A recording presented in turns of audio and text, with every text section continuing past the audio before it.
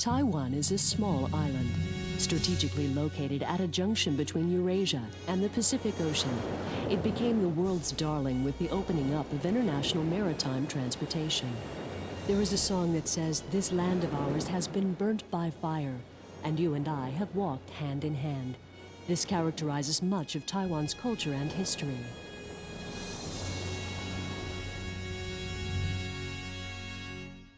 台湾四面环海，海岸线长达1000多公里。延绵的海岸线不仅造就了台湾特殊的地理景观，同时也造成了台湾今天特有的经济与贸易、文化与生活。而这种丰富而迷人、多元的特质，正好反映在今天台湾博物馆的群像上。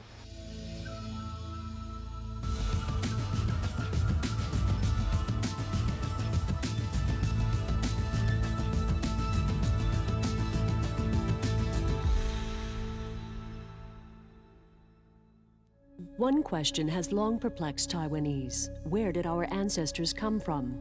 In the early 20th century, a prehistoric site was discovered in the Beinan region of Taiwan's east coast. In 1980, Song Wenxuan, a professor at National Taiwan University, led a team of experts to excavate the site. They discovered 1,500 stone coffins and 20,000 ceramic and stone implements, all dating from people who lived in Taiwan more than 2,500 years ago. The finds have been returned to the site to be exhibited. 把出土的东西，保存在当地，这是非常理想的。至少我们住在台湾，我们对这个乡土，了解这个乡土的过去和的历史，我们会对这个自己所住的地方会有更密切的亲切感。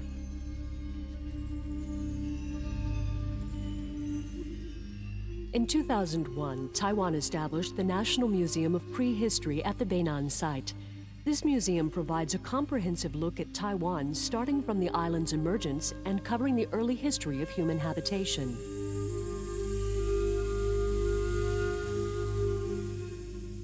The record of human habitation in Taiwan is divided into 3 stages: the Paleolithic, the Neolithic, and the Iron Age.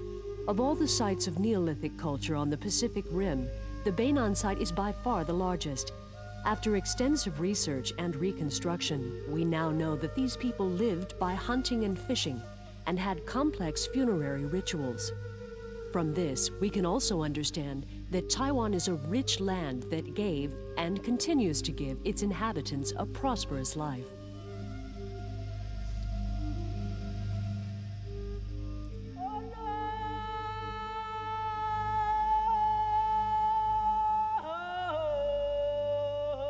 But Taiwan's prehistoric sites do not answer the question of where our ancestors came from.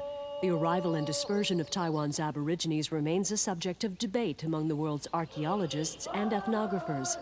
There are 2 main schools of thought. Some believe that Taiwan is the original home of Polynesian culture, while others believe that Taiwan's Aborigines came here from other South Sea islands. The only thing we know for sure is that these people traveled the Pacific Ocean in boats. 这个海洋占全世界海洋的1/3啊，这么大的范围里边分布这么多的人，它很显然是中间是经过了一段时间慢慢扩散出去的。我们现在所讲的这个概念呢，就是一个。台湾ですね。平野がこれだけです。もうこれね、鍵というのは北回帰線通っているところ。 Over 100 years ago, Japanese scholars had already begun to study Taiwan's Aborigines. In today's more peaceful environment, research into Taiwan's Aborigines has become a hot topic, with museums and cultural workshops being set up all over the island.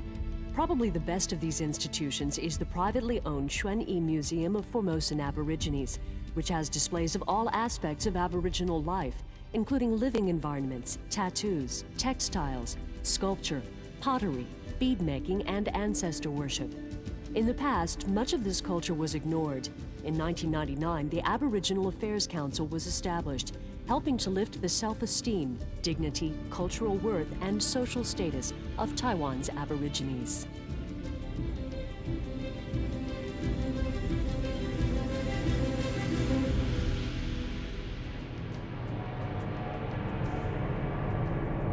In 1544, when the Portuguese sailed to Taiwan for the first time, they called it Formosa.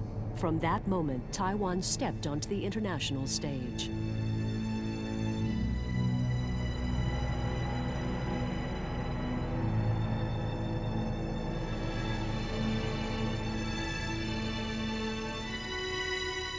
In 1624, the Dutch, with modern weapons and a desire to build a colonial trading empire, arrived on the Penghu archipelago, from which they entered southern Taiwan.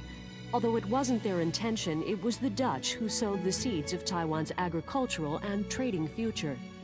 The Dutch built Taiwan's first fort, Fort Zeelandia, in the city of Tainan. They drove the Aborigines away and began to recruit people from coastal China, encouraging them to settle in Taiwan. Through trading in deer skins, rice, and sugar, the Dutch made huge profits. Sections of Fort Zeelandia still stand. Bans on ocean travel, epidemics, aboriginal incursions, and dangerous seas notwithstanding, huge numbers of coastal Chinese took ship to Taiwan to settle, creating songs of the many perils of this journey. China's economy was primarily agricultural, and so many of the immigrants, finding rich earth and plentiful rain, took to farming, so that Taiwan also became an agricultural island. Although settled in Taiwan, many of the immigrants still had strong ties to the mainland. All the same, the spirit of independence gradually took hold as they settled in their new home.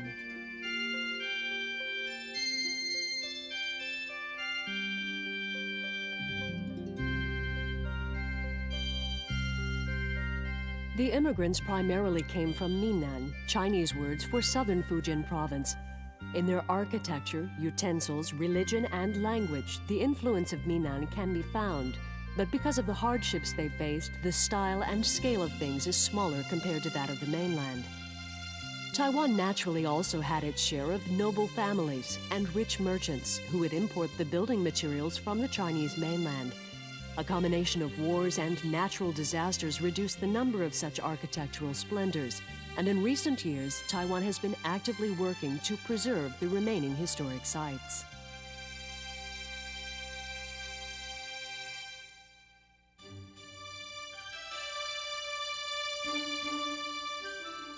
The Qing dynasty's ban on ocean travel fell particularly hard on those from Guangdong province, so that among the immigrants, Hakka people from western Fujian and eastern Guangdong accounted for only 20% of the total.